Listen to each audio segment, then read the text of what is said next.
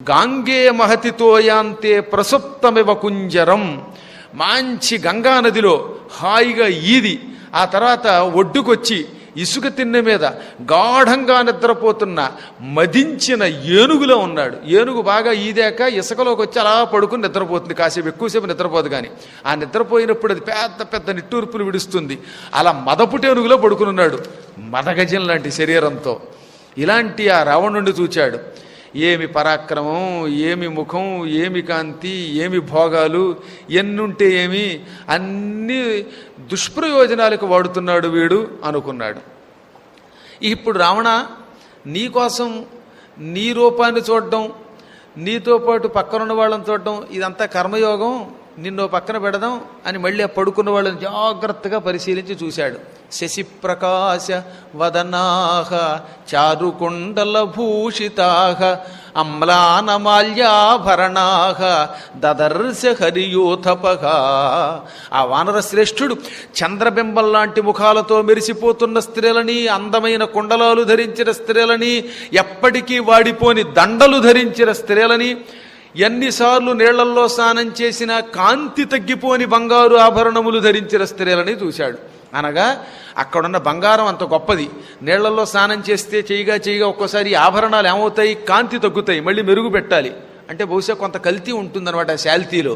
అక్కడ ఎన్నిసార్లు స్నానము చేసినప్పటికీ అమ్లానమాల్యాభరణాహ, అందులో ఉన్న దండలు కానీ గొలుసులు కానీ ఆభరణములు కానీ కాంతి తగ్గడంలా అటువంటి బంగారము ఆభరణములు ధరించిన మహారాజా ఠీవితో ఉన్న స్త్రీలను చూచాడు. అంగముల నిండా హారాలు వేసుకున్నారు, కోమలంగా ఉన్నారు, నృత్యశాలిని, అందరూ నాట్యం చేసేవాళ్లే. అటువంటి వరవర్ణిని అంటే శుభస్త్రీ, ఉత్తమ స్త్రీ అని అర్థం. అటువంటి స్త్రీలను చూచాడు. ఒక ఆవిడ వీణ వాయిస్తున్నది, వీణ మీద పడుకుని నిద్రపోయింది. కాచిద్ వీణాం పరిష్వజ్య. అంత పూర్వం రావణాసుడు కోసం చక్కగా పాట పాడుతూ ఆ వీణ మీదే తలకాయ పెట్టుకుని మత్తులో నిద్రపోతోంది, కౌగిలించుకుని గాఢంగా. మరొక ఆవిడ ఏం చేసిందిట, నదీ తీరంలో బయటికి కొట్టుకొచ్చి పడిపోయినటువంటి తామర పువ్వులాగా అలిసిపోయి నిద్రపోయింది. తామర పువ్వు నదిలోంచి బయటకు వచ్చిందంటే వాడిపోతుంది కదా, అలాగే అలిసిపోయి వాడిపోయిన ముఖంతో నిద్రపోయింది. ఒక ఆవిడ డిండిమము అనే ఒక వాయిద్యం ఉంది, దాని మీద తలపెట్టుకుని నిద్రపోయింది. మృదంగాలు వాయిస్తూ దాని మీద తలపెట్టి నిద్రపోయింది ఒక ఆవిడ ఏం చేసింది, మాంసాల్లో మంచి మేక మాంసం తీసుకుని సగం తిని నోట్లో పెట్టుకుని అలాగే నిద్రపోయింది ఆ తాగుడు మేకంలో. ఏం మాంసాలండి అక్కడ, త్యాగాలు, లేళ్ళు, అడవి దున్నపోతులు, చకోరములు, కుక్కుటాలు అంటే కోళ్ళు, మంచి కొంగలు, ఇవన్నీ కూడా అర్ధభక్షితాన్ సగం తిని వదిలిపెట్టేశారు. అక్కడ పైగా పూర్తిగా తిన్నా పర్వాలేదు, కొద్దిగా తినడం అలా వదిలేయడం. కొన్ని నోట్లో ఉన్నాయి, కొన్ని పళ్ళెల్లో ఉన్నాయి, రకరకాల పాన పదార్థాలు ఉన్నాయి. అన్నీ కూడా బంగారు పాత్రలో పోయబడిన పానాలు, ఆ మద్యాలు. ఈ మద్యాలు తాగగా కొన్నేమో పరుపు మీదే ఒలకబోసేసుకున్నారట, మీద పోసేసుకున్నారు. కొన్నేమో డబ్బాల్లో ఉన్నాయి, కొన్ని పెద్ద పెద్ద డ్రమ్ముల్లో ఉన్నాయి. అవన్నీ చూచాడు ఆయన. ఇలా చూసి వేళ్లల్లో ఏం మాంసములు ఇవి, రకరకాలు ఎన్ని జీవుల్ని హింసించారు. ఒక్క ఎద్దు మాంసం తప్ప తక్కినవన్నీ అందులో ఉన్నాయట. వరాహ వాద్రీణ సకాన్, అడవి పంది మాంసాలు, ఇంకా మంచి కొంగలు, వాటిల్లో కూడా కోయష్టి అని ఉంటాయి. కోయష్టి బకాలు. కోయష్టి అంటే కొక్కిరాయి. బకము అంటే కొంగకి కొక్కిరాయికి కొంచెం తేడా ఉన్నది. ఈ రెండు, అందుకే బక బలాధిక కోయష్టిక అంటారే. ఆ కోయష్టి అన్న కోయష్టిక అన్న కొక్కిరాళ్ళు అనమాట. ఇటువంటి వాటి మాంసాలు మంచి రుచిగా. మళ్ళీ వాటిల్లో కూడా వాల్మీకి మహర్షి వారు ఎంత బాగా వర్ణించారంటే, కొన్ని ఉప్పుతోటి చేశారు, బాగా ఉప్పేసి తయారు చేశారనమాట. కొన్ని కారంతో, కొన్ని తీపితో వండారు. మాంసములు కూడా బాగా, ఆవకాయల్లో కూడా పంచదార బెల్లం వేసేవాళ్ళు ఉన్నారు పెద్దలు. మరి అదేం రుచో తెలియదు కానీ వాయిదారు. ఆవకాయ అంటే ఘాటుగా కారంతో ఉండాలి. బెల్లపావకాయని పెడతారే, అలాగే బెల్లము పంచదార వేయబడిన మాంసం ముక్కలు కొన్ని. మళ్ళీ వీటిల్లో పెరుగు వేశారు, పోపు పెట్టారు, అంటే మెంతి మజ్జిగలో వేశారన్నమాట వీటిని. అలాంటివి ఇవన్నీ చూసి ఆశ్చర్యపోయాడు ఆయన. వేళ్లల్లో వెతగ్గా ఒక అందగత్తె కనపడింది. ఆవిడ మాత్రం వేళ్లతో పాటు చుట్టూ పడుకోలేదు, ప్రత్యేకమైన పరుపు మీద పడుకుంది ఏకాంతంగా. తాసాం ఏకాంత విన్యస్తే శయానాం శయనే శుభే దదర్శ రూప సంపన్నాం అపరాం సకపి స్త్రియత్తు.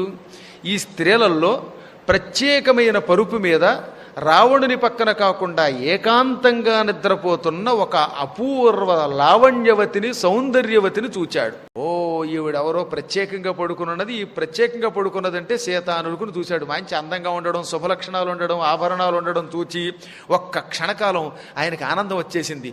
ముక్తామణి సమాయుక్తై భూషణై సువిభూషితాం, ముత్యాల హారాలు, నవరత్నాల హారాలు, బంగారపు హారాలు, ఇవన్నీ ఆపాదమస్తకం ధరించింది, పూలదండలు వేసుకున్నది. అసలు ఆ భవనాన్ని తన కాంతితో ధగధగ వెలిగించేస్తోంది. అటువంటి సౌందర్యవతిని గౌరీం, తెల్లగా ఉన్నదనమాట. గౌరము అంటే తెలుపు. అసలు పార్వతీదేవికి కూడా గౌరీ అనే పేరు అందుకే వచ్చింది. మొదట్లో ఆవిడ చాలా తెల్లగా ఉండేది. ఆ తర్వాత దేవతలంతా అమ్మవారిని ఒకసారి సున్నిపిండితో స్నానం చేస్తూ ఉంటే ప్రార్థించారు. ప్రార్థించగానే గౌరీదేవి బయటకు వచ్చి, దేవతలారా మీరంతా ప్రార్థన చేశారు, ఈ ప్రార్థన ఎవరి కోసమని అడిగింది. అప్పుడు ఆవిడ శరీరం నుంచి ఒక అందగత్తె బయటకు వచ్చి, నీకోసం కాదు ఈ ప్రార్థన, వాళ్ళు నన్ను ప్రార్థించారు అంది. ఆ వెంటనే గౌరీదేవి శరీరం నుంచి ఆ తల్లి బయటికి రావడంతో గౌరీదేవి శరీరం నల్లగా అయిపోయింది, శిరారంగులోకి అయిపోయింది. మషీవర్ణం అభూత్తథ. అప్పటి నుంచి ఆవిడ ఒక మషి అంటే శిర, నల్ల శిర, బ్లాక్ ఇంక్లో అయిపోయింది. ఆ శరీరం నుంచి బయటకు వచ్చిన ఆవిడ కౌశికి అని పిలువబడింది. శరీర కోశాత్తస్యాత్తు వినిర్గత. ఆమె శరీరము నుండి బయటికి రావటం వల్ల కౌశికి అన్నారు. ఆ కౌశికీదేవి దేవతలకు అనుగ్రహం ఇచ్చి శుంభనిశుంభుల్ని సంహరించి శారద, సరస్వతి అనే పేరుతో ఆ తర్వాత చాలా చోట్ల కొలువై ఉన్నదనమాట. ఆవిడే శృంగేరి వెళ్ళి శారదా రూపంలో వెలిసింది. చాలామందికి పట్టించుకోగానే శుంభనిశుంభుల్ని చంపిన తల్లి సరస్వతి. అందుకే మహాపూర్వామత్ర సరస్వతీ అనుభజే శుంభాది దైత్యార్దినీం. మహాసరస్వతి అనే పేరుతో ఉన్న తల్లికి నమస్కారం, శుంభనిశుంభుల్ని చంపిన తల్లి ఆవిడ అని దుర్గా సప్తశతిలో ఇదంతా ఉంటుంది. అప్పుడు పార్వతి ఈ ఘట్టం అయ్యాక నల్లగా అయిపోయి భర్త దగ్గరికి వెళ్ళింది. ఆయన అన్నాడు, శివుడు తెల్లగా ఉన్నావు కాబట్టి నిన్ను గౌరీ అన్నారు అప్పట్లో, ఆ రూపం చూసి పెళ్లి చేసుకున్నాను, ఇదేమిటిది హఠాత్తుగా నల్లగా అయిపోయావు, దరిద్రపు నీళ్లలో స్నానం చేసావా, ఉప్పు నీళ్లలో బాగా బోరు నీళ్లలో స్నానం చేసి నల్లబడిపోయావా ఏమిటని కొంచెం వేళాకోళం ఆడాడు. శివపురాణంలో చాలా అద్భుతమైన కథ. అప్పుడు ఆవిడ కోపం వచ్చి భర్త నుంచి వెళ్ళిపోయి 1000 ఏళ్ళు తపస్సు చేసి ఈ నలుపును వదిలించుకుని మళ్ళీ తెలుపోయింది. అద్భుతమైన కథ ఇది శివపురాణంలో అన్నమాట. అవన్నీ పక్కన పెడితే ఈ గౌరీ అనే శబ్దానికి ఎందుకు చెబుతున్నానంటే, ఒక ఆయన సుందరకాండ చెబుతూ ఉంటే తర్వాత అనుకోకుండా విన్నా, అమ్మవారు గౌరీశ్వరి ఇప్పుడు ఆవిడని చెప్పేస్తున్నాడు ఆయన. లేనిపోయింది. గౌరీ అంటే ఇక్కడ తెల్లనిది అని అర్థం అన్నమాట. అంతేకాని మండోదరి పార్వతిని కాదు అక్కడ. కనకవర్ణాభాం, ఆ తెలుపులో కూడా ఒక రకమైన స్వచ్ఛమైన కల్తీ లేని బంగారపు రంగు అన్నమాట. ఇష్టాం అంతఃపురేశ్వరీం, ఆ నగరానికి అంతఃపుర కాంత, నిజానికి అందరికీ రాణి, రావణునికి చాలా ఇష్టురాలు. ఆవిడే రావణుని పెద్ద భార్య, మయదానవుడి కూతురు మండోదరి. నిజానికి మంద ఉదరి, పొట్ట తక్కువగా ఉంటుంది ఆవిడికి, పెద్ద పొట్ట ఉండదు, మందమైన ఉదరము కలిగినది గనక మందోదరి అన్నారు ఆవిడని. ఆవిడ ఎంత తిన్నా యావజ్జీవితం ఆవిడ పొట్ట లోపలికే ఉండేదిట. ఆవిడకి కూడా 1000 మంది కొడుకులు, సామాన్యం కాదు. అందులో అందరికంటే పెద్దవాడు ఇంద్రజిత్తు, ఇంకా చాలామంది ఉన్నారు. రావణాసురుడు వాడేం సామాన్యుడు కాదు, మహానుభావుడు. వాడు గుర్రం గుడ్డిదైనా దానాకి తక్కువ లేదని ఏమి సంతానండి వాడికి. మొత్తం 86,000 మంది కొడుకులట వాడికి. వీళ్ళందరి వల్ల ఈ 86,000 మంది యుద్ధంలో చచ్చిపోయారు మొత్తం అంతా. అందులో ఒక్కడు మాత్రమే లక్ష్మణుని చేతిలో మరణించాడు. ఎక్కువ మంది హనుమంతుడి చేతిలో చచ్చిపోయారు, కొంతమంది రాముడి చేతిలో చచ్చిపోయారు, కొంతమంది మైందద్వివిధుల యొక్క చేతిలో చచ్చిపోయారు. మొత్తం మీద అందులో ఇంతమంది 1000 మంది పిల్లల్ని కన్నా ఆవిడ నవయౌవనవతిలో ఉండేది. అప్పుడే వివాహం చేసుకున్న కొత్త పెళ్లి కూతురులో ఉంది. అటువంటి ఆవిడ్ని చారురూపిణి పరమ సౌందర్యవతిని సతాం దృష్ట్వా మహాబాహు భూషితాం మారుతాత్మజ, సాత్వికురాలు, అంతఃపురంలో ఉన్న స్త్రీలలో పరమ ఉత్తమురాలు. భర్తని ప్రేమించడం తప్ప మరొకటి చేత కాదు, ఎదురు ఆడదు, ఉత్తమ స్త్రీ. అటువంటి ఉత్తమురాల్ని ఆభరణాలతో ఉన్న ఆవిడ్ని చూచాడు. సీతే ఈ చేతులు, ఈ కాళ్ళు, ఈ జుట్టు, ఇటువంటి సౌందర్యాన్ని బట్టి చూస్తే సీతే అనుకున్నాడు ఆయన. తర్కయామాస సీతేతి రూప యౌవన సంపద, ఆ రూపాన్ని యౌవనాన్ని బట్టి చెప్పాగా. ఆవిడ చాలా పెద్దది వయస్సులో, అయినా ఎప్పుడూ 16 ఏళ్ల స్త్రీలో ఉంటుంది. అందుకే పంచపతివ్రతలు ఈవిడు కూడా చెప్పారు ఒకప్పుడు.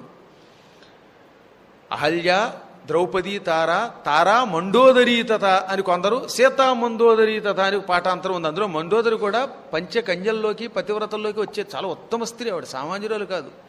మయుడు పరమ విష్ణు భక్తుడు. ఆ విష్ణు భక్తి వల్ల జన్మించింది ఆవిడ. కానీ అంత విష్ణు భక్తురాలు భర్త కోసం విష్ణు భక్తిని విడిచిపెట్టవలసి వచ్చింది. అది కాలప్రభావం అంటారు.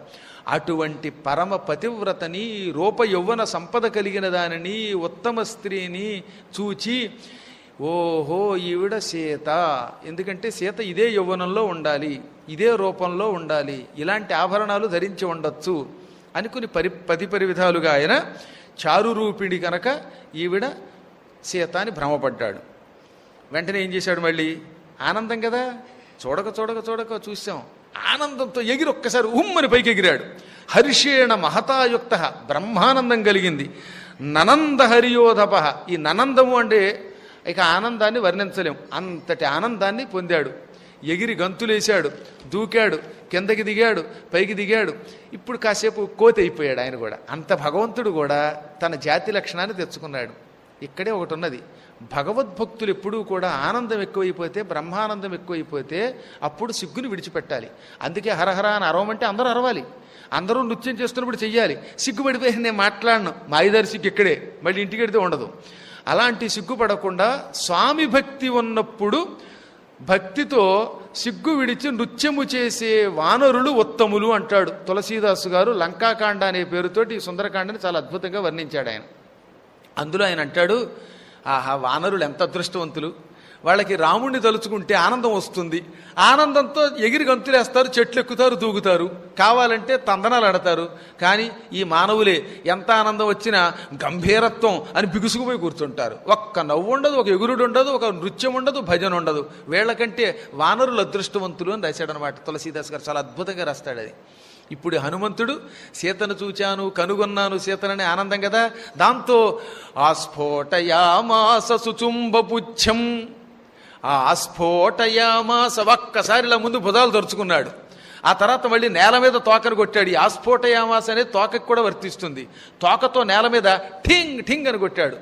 కోతులకు ఎక్కువ ఆనందం వస్తే తోకను నేల మీద కొడతాయన్నమాట. తోకలు లేని వాళ్ళు కూడా అలా ఎగిరి దూకుతూ ఉంటారులేండి, అది వేరే విషయం. మనుషులు అప్పుడప్పుడు చిక్కు టిక్కని దూకుతారు. ఆ ఆనందం మనంతా అక్కడి నుంచి వచ్చాంగా మరి ఒరిజినల్గా. ఆ విధంగా ఎగిరి గంతులేసి తోకని నేల మీద కొట్టాడు. చుచుంబ పుచ్చం, తోకని ఇలా ముద్దెట్టుకున్నాడు. తోకని ఇలా తీసుకుని అన్నాడు, సీతను చూశాను అని. ఎగిరి ననంద చిక్రీడ జగౌ జగామా,